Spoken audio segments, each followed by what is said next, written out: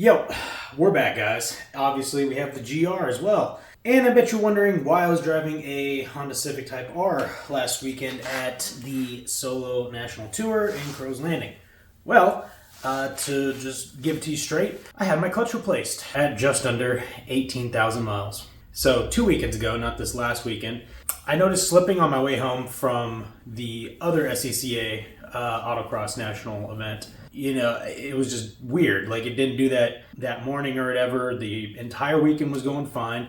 And on my way home on that Sunday, the slipping occurred. So took it into Toyota, who immediately said it's not going to be warrantyable. That was before they even opened it, all that. Okay, I get it. It's kind of a clutch wear and tear thing. Let's see, I took it on last Wednesday. They started the process around like Thursday, Friday-ish or something. I got some texts with pictures of the flywheel and the pressure plate on Saturday, I want to say. And I'll be posting those here.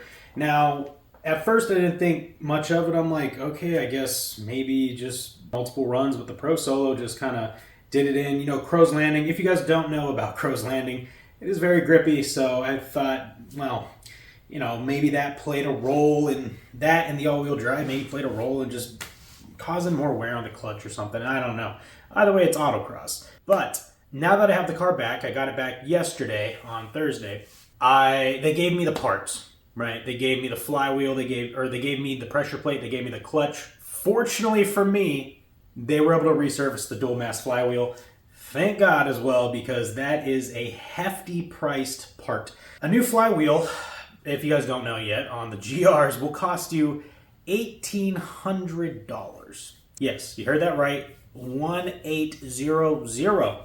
So that is very expensive. The resurfacing that the shop did, that Toyota works with, they did it for a few hundred, I think. I don't remember the exact cost. I have a whole rundown. But the clutch, though, the clutch pack, including the cover or the pressure plate, was $400. It was either $400 or $500. Then the throwout bearing was $500 or $400. One of those two are $400, and one of the other is $500. Anyways, so parts, including the fluids and stuff, rounded out to about, I would say, $1,200 to $1,400. So very, very pricey for a clutch.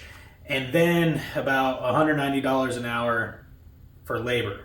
Now, the reason I'm kind of letting you guys know this and making this video is for a couple reasons. One, just be careful when you're at a Pro Solo and stuff with the GR. I mean, you know, people would think of clutch issues under 18,000 miles, by the way, as me just, you know, abusing the car, just being an asshole with it, like all the other people out there that are just always launching it, doing all this stuff.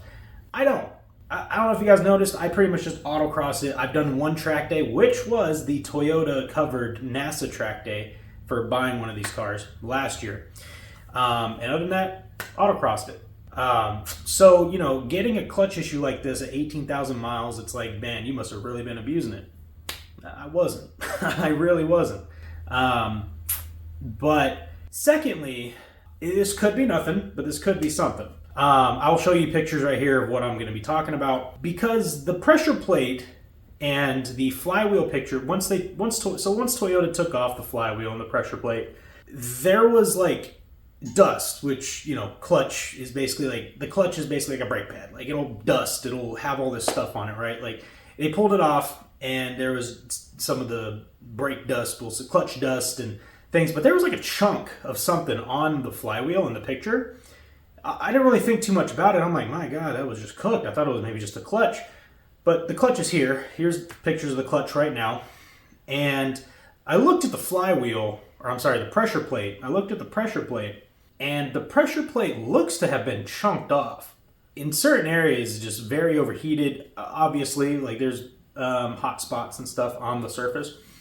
But in one particular area, it looks extraordinarily, like, heated up on the side where the actual, like, metal is, and it looks chunked off, and it just looks rigid and like very, like, weird. It looks very edgy. I mean, I've had multiple cars with clutches, and they typically last 40 to 50,000. I mean, my Fiesta's OEM clutch lasted, hell, 50, 55,000 before I swapped it out for a better OEM one, and there was still a little bit of life left in that OEM clutch. So that's my pedigree of, hey, I don't just burn clutches out, you know? So this is kind of just a PSA, just to be on the lookout and be careful with your clutches.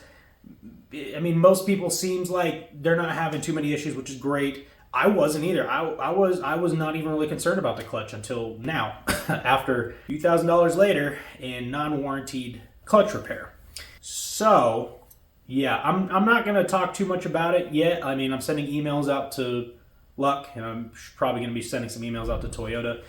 If we can get something cool, maybe a reimbursement, maybe even half off, I don't know, something. Anyways, be sure to leave a like, subscribe if you're not subscribed yet. I do have other content coming up here soon, including putting on the touring exhaust for the AWE, or the touring conversion for the AWE exhaust. Man, the track edition is very drony. So be on the lookout for those, and I will see you guys next time.